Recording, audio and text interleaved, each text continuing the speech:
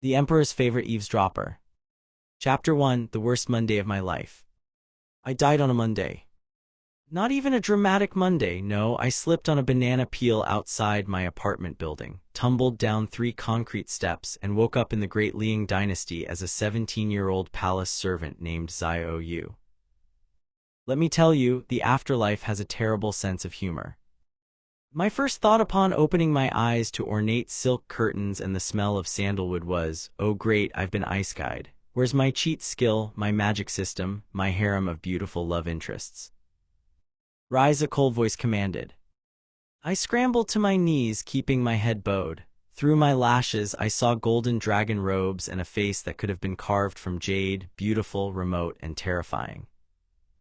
Emperor Liang Hui, 23 years old, rumored to have killed his own brother for the throne. Definitely not someone you wanted to catch you mentally composing a Yelp review of your reincarnation experience. Okay, survival mode, I thought frantically, head down, mouth shut, don't attract attention, just live long enough to figure out if they have plumbing in this place. The Emperor's eyebrow twitched. He looked at me strangely, then dismissed the entire line of servants with a wave of his hand. I spent my first week in the palace scrubbing floors and learning which ministers were sleeping with which courtesans. The gossip network among servants was better than any social media algorithm. I kept my head down, I worked hard, and I absolutely, positively did not think about how the Emperor's serious expression made him look like a constipated cat. Chapter 2: The Incident at Morning Court. My first month passed uneventfully. I was assigned to the outer chambers, tasked with serving tea to officials waiting for audience. Boring, safe, perfect. Then came Minister Zhou. Minister Zhou was a pompous windbag who wore enough perfume to gas a small village. He was also, according to servant gossip, embezzling funds from the river dam project. As I poured his tea, he was boasting to another minister about his selfless dedication to the empire. Selfless, I thought, keeping my face blank. Please, the only thing he's dedicated to is his third concubine's jewelry collection. I heard he spent enough on that jade hairpin last week to feed a village for 3 months. And don't get me started on the northern dam. My cousin's brother-in-law works construction, and he says Joe's been substituting good stone with river mud. When the rains come, that thing's going to collapse like my motivation on a Monday morning. I froze. Because Emperor Liang Hui, who had just entered the chamber to begin morning court, was staring directly at me with an expression of utter shock. Oh no, I thought, did I say that out loud? I definitely didn't say that out loud. I have survival instincts. I have self-preservation. The Emperor blinked, then he smiled. It was not a comforting smile. Minister Zhou, he said silkily, I find myself curious about the northern dam's progress. Perhaps you could provide detailed accounting today. Minister Zhou went pale. Why, Your Majesty, the accounts are being compiled. Now, 3 hours later, Minister Zhou was in chains, and I was trembling in an antechamber, wondering if I was next. The Emperor found me there. You, he said, come with me. This is it, I thought, following him through corridors of polished stone. He's going to execute me, or worse, assign me to the laundry. I hate laundry. The soap dries out my hands. Why couldn't I have been reborn as a farmer? Farmers don't get executed for thinking mean thoughts about politicians. Farmers just grow turnips and die of old age surrounded by grandchildren. I want to grow turnips, I want. Be silent, the Emperor snapped. I clamped my mouth shut, but my thoughts kept racing. I didn't say anything. I was literally silent. What does he want from me? Telepathic silence? Is that a thing? Can he read my oh no, no? The Emperor stopped walking. He turned to face me, and his expression was a mixture of fascination and horror. You, he said slowly, are the most troublesome servant I have ever encountered. Great, I thought, I'm troublesome. I'm going to die troublesome. They're going to put "Here lies Xiao Yu, troublesome" on my tombstone. At least it's accurate. And yet, the Emperor continued, a strange smile playing at his lips, you may also be the most useful. Chapter 3: The Unwilling Spy. That was how I became the Emperor's secret weapon. Not that I had a choice. Turns out, Emperor Liang Hui had been cursed or blessed, depending on your perspective, since childhood with the ability to hear the surface thoughts of those around him. Most people's minds were a dull drone of anxieties, flattery, and mundane calculations. He'd learned to tune it out, the way you might ignore background music in a tea house. My mind, apparently, was a brass gong in a library. Your thoughts are, he searched for a word one morning as I stood in his private study, supposedly organizing scrolls but actually panicking internally. Loud, colorful, extremely inappropriate. You're one to talk, I thought. You have the emotional range of a teaspoon and the fashion sense of a dragon who ate a fabric shop. I heard that. I know you heard that, that's the problem. He actually laughed. It transformed his face from intimidating to almost human. Tell me about General Ma. General Ma? I blinked. The old guy with the mustache that looks like two caterpillars having a wrestling match. What about him? Everything you know. Well, according to the kitchen staff, he's been receiving letters from the northern border. Very hush-hush. His wife thinks he's having an affair with a courtesan there, but my friend who cleans his study says the letters are in military code. Also, he eats his boar meat with honey, which is frankly disgusting and should be a crime in itself. Who puts honey on boar? Monsters. Absolute monsters. The Emperor's eyes sharpened. Military code. That's what I heard, but what do I know? I'm just a floor scrubber who died via banana peel. I'm not exactly James Bond here. James Bond. Never mind, fictional spy, very handsome, drives fast cars, not relevant. But it was relevant, apparently. Within a week, General Ma was exposed as a traitor selling military secrets to the Northern Kingdom. The Emperor's agents found the coded letters exactly where my friend who cleans his study had mentioned. I got promoted to inner chamber attendants, my own room, better food, and the constant, terrifying knowledge that one wrong thought could end me. Chapter 4: The Empress Dowager. If the Emperor was intimidating, the Empress Dowager was terrifying. She was a tiny woman in her 50s who wore enough gold to fund a small war and had eyes that saw straight through your soul. She also, I quickly learned, had a wicked sense of humor that she kept hidden beneath layers of imperial dignity. She summoned me 1 month into my new position.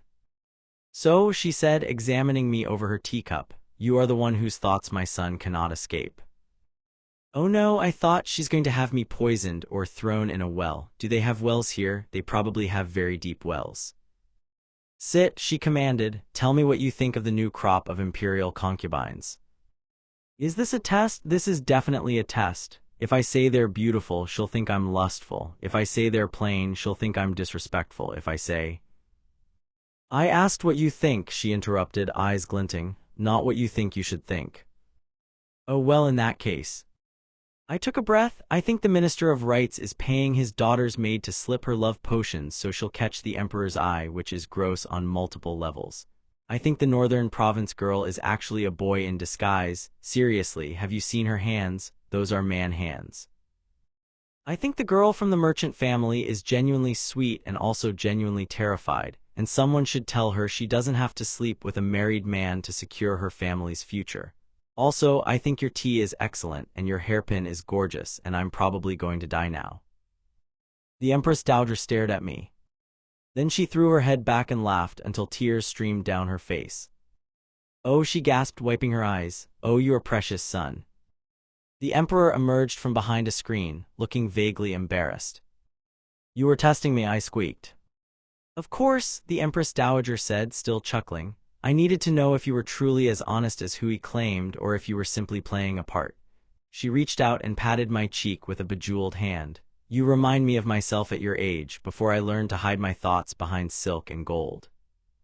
You were like me, I thought, astonished. You were a disaster. I was opinionated, she corrected, though her smile suggested she didn't disagree with disaster. And I learned that honesty is a weapon sharper than any blade if wielded correctly. She became my unlikely protector. When court officials whispered that I had too much influence, she reminded them that I was merely a servant with a peculiar affliction of truthfulness. When I accidentally insulted a visiting duke by thinking his poetry sounded like a constipated goat, I didn't mean for him to hear that. The Emperor was just nearby. She smoothed things over with a gift of silk and a story about my unfortunate head injury as a child. You're adopting me, I realized one day. You're literally adopting me as your court pet. Don't be ridiculous, she said. Pets are quieter. Chapter 5: The Northern Border Spy Ring. My peculiar affliction proved most useful during the Northern Border Crisis. The Emperor had been receiving conflicting reports about Northern military movements. His generals insisted the border was secure. His spies suggested otherwise. He was stuck in a maze of lies and everyone had an agenda. He summoned me to a secret meeting with his top advisors. I was there to serve tea. I was actually there to serve as a human lie detector. General Wei was explaining why we didn't need to reinforce the western garrison. Liar, I thought immediately. His nephew commands the eastern garrison and he's trying to divert resources there because he thinks the real threat is east. But my friend in the laundry, whose cousin works in the western signal towers, says they've seen smoke signals for 3 nights running. Also, General Wei cheated at cards last week and blamed it on a ghost. A ghost in this economy. The emperor's expression didn't change, but I saw his fingers tap once against his thigh, our signal for useful. Advisor Chen suggested negotiating with the northern kingdom. Oh, absolutely not, I thought. His son-in-law is a northern merchant who paid off Chen's gambling debts. Also, did you know Chen keeps a diary of all his bribes? It's hidden in a hollow book in his library titled Virtuous Governance. The irony is so thick you could spread it on toast. Dab dab. By the end of the meeting, the emperor had identified 3 traitors, 2 incompetents, and 1 genuinely loyal general who everyone else thought was suspicious because he was too honest. You're getting better at this, the emperor told me afterward, as I massaged my temples from the headache of being in a room full of scheming politicians. I'm getting better at not having a nervous breakdown, I thought. Progress. He smiled, that rare, genuine smile that made my stomach do strange things. You have saved thousands of lives today, Xiao Yu, perhaps tens of thousands. Don't, I thought desperately, don't look at me like that. I'm just a guy who died on a banana peel. I'm not a hero. I'm barely a functional adult. I still don't know how to do my own laundry properly. And yet, he said softly, you continue to try. Chapter 6, The Concubine Who Wasn't. My life settled into a strange rhythm. I attended the emperor, I gossiped with servants, I accidentally solved political crises through my inability to stop thinking. I was promoted to chief palace attendant, then to junior secretary, then to a position that had to be invented because I'd run out of normal promotions. The court called me the emperor's shadow. The servants called me the melon eater because I was always eating melon, consuming gossip and drama with relish. I called myself exhausted. Then came Lady Su. Lady Su was the daughter of a southern governor sent to the capital to pay respects to the emperor. She was beautiful, cultured, and apparently the perfect candidate for imperial consort. The court buzzed with excitement. The Empress Dowager invited her to tea. The emperor seemed considering. I hated her immediately. She's too perfect, I thought, watching her play the gyukin with mechanical precision. It's like someone built a Stepford wife in an ancient Chinese simulation. Also, her perfume is giving me a headache, and did she just look at the emperor like he's a piece of meat? Girl, have some dignity. He's a person. A terrifying, emotionally constipated person, but a person. Xiao Yu, the emperor said, his voice strange. You seem distressed. I'm not distressed, I lied. I'm fine. Everything's fine. If you want to marry perfect princess perfect face, that's your business. I'm just a servant. A loyal, completely unjealous servant who definitely doesn't think her smile looks like a shark's. The Empress Dowager, who had been watching this exchange with the intensity of a hawk watching a mouse, suddenly laughed. Oh, this is delicious, she said. Hui, your attendant is pining. I am not pining, I thought, my face burning. I am experiencing professional concern about court politics. And also maybe I want to push her into a pond, but that's normal. Everyone wants to push someone into a pond sometimes. The emperor was staring at me with an expression I'd never seen before, open, vulnerable, almost hopeful. Xiao Yu, he said slowly, do you? Don't say it, don't make me say it, I can't say it. I'm a servant, you're an emperor, this is a terrible idea, and I still don't know if you like me or if you just like my thoughts, and what if it's just curiosity, and what if? I have heard every thought in your head for 2 years, he said quietly. Every complaint, every observation, every moment of kindness you tried to hide because you thought it made you weak. I know you, Xiao Yu, better than anyone has ever known anyone, and I find that I do not wish to stop listening. Lady Su, forgotten in the corner, made a small noise of outrage. Also, the Empress Dowager added cheerfully, she's a spy for the Southern Rebellion. Xiao Yu's thoughts mentioned her practicing northern accents in private, which rather gives it away. Lady Su was arrested. I was too busy having an emotional crisis to notice. Chapter 7, The Emperor and the Melon Eater. We did not become lovers immediately. For one thing, I was still technically a servant, and the power imbalance made me deeply uncomfortable. For another, the Emperor Hui, as he insisted I call him in private, was terrible at emotions. He'd spent his whole life hiding behind imperial masks, and asking him to be vulnerable was like asking a cat to take up swimming. But he tried. He started visiting my quarters not for anything improper, just to sit and listen to me think. He found my modern perspective fascinating, my complaints about palace life amusing, and my absolute inability to filter myself refreshing. "You are the only person who has never lied to me," he said one night as I mentally ranted about the terrible quality of palace candles. "Even when you try to hide your thoughts, I hear the truth beneath." "That's because I'm bad at lying," I thought, "not because I'm virtuous. Don't romanticize my incompetence." "I shall romanticize whatever I please," he said and kissed me. It was terrible. He was too eager, too uncertain, knocking our teeth together like we were teenagers at a middle school dance. We broke apart, both of us flushed and embarrassed. That was he started. "Awful," I thought, "let's try again." We tried again, it got better. Chapter 8: The Court's Reaction. The court predictably lost its collective mind. "A servant," Minister Liu sputtered when Hui made me a noble, the lowest rank but still a noble. "Your Majesty, the ancestors." "The ancestors did not have to listen to his thoughts," Hui interrupted. "The ancestors did not expose 3 corruption rings, prevent 2 wars, and identify a spy in my own chambers. The ancestors, Minister Liu, were not as useful as Xiao Yu.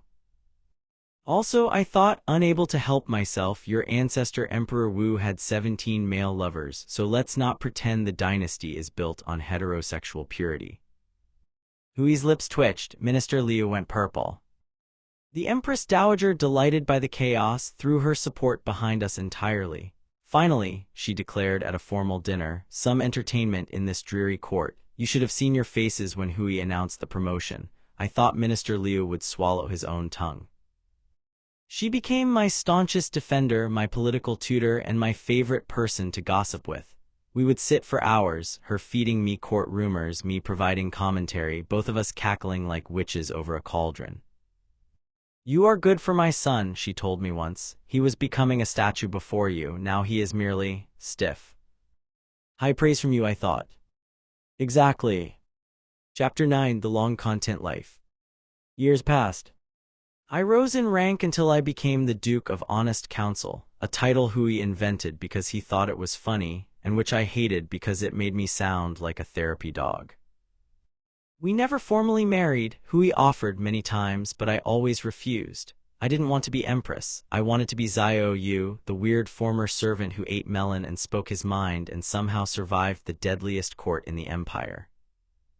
"You're the most powerful person in the dynasty," Hui complained one evening, watching me feed melon seeds to the palace cats, "and you spend your time gossiping with kitchen maids." Power is boring, I thought. Gossip is eternal. He sighed, but he was smiling. He was always smiling now, that rare, genuine expression that had once been as common as snow in summer. I outlived the Empress Dowager, which broke my heart. I outlived Minister Liu, which did not. I watched Hui's hair turn silver, watched lines etch themselves into his face, watched him grow from a frightened young emperor into a confident, beloved ruler. And through it all, I kept thinking, I kept observing, I kept eating melon. When Hui finally passed peacefully in his sleep at 70, I was there holding his hand. "I can still hear you," he whispered, his voice barely audible. "I know," I thought, tears streaming down my face. "I'm thinking very loudly. I'm thinking that you were the best thing that ever happened to me, even if you were a constipated cat when we met. I'm thinking that I love you, and I'm going to miss you, and I hope wherever you're going, they have someone to think ridiculous thoughts at you." "I hope so too," he murmured and closed his eyes. Epilogue: The most unique noble. I lived another 15 years without him. The new emperor, Hui's nephew, a serious boy with kind eyes, kept me on as advisor, not because he could hear my thoughts, but because I'd become a legend. The duke who spoke truth, the melon eater of the great Liang, the man who rose from servant to nobility through nothing but honesty and an inability to shut up. I spent my final years in a small palace garden, surrounded by cats and visiting servants who came to hear my stories. I told them about the emperor who could read minds, about the Empress Dowager who laughed like a thunderclap, about banana peels and honeyed boar and constipated poetry. Did you really save the dynasty? A young maid asked me once, her eyes wide. I thought about it. I think the dynasty saved itself, I said, my voice creaky with age. I just provided commentary. They wrote it on my tombstone anyway. Here lies Xiaoyu, Duke of Honest Counsel. He ate melon, spoke truth, and lived. Which, honestly, not bad for a guy who died on a Monday. The end.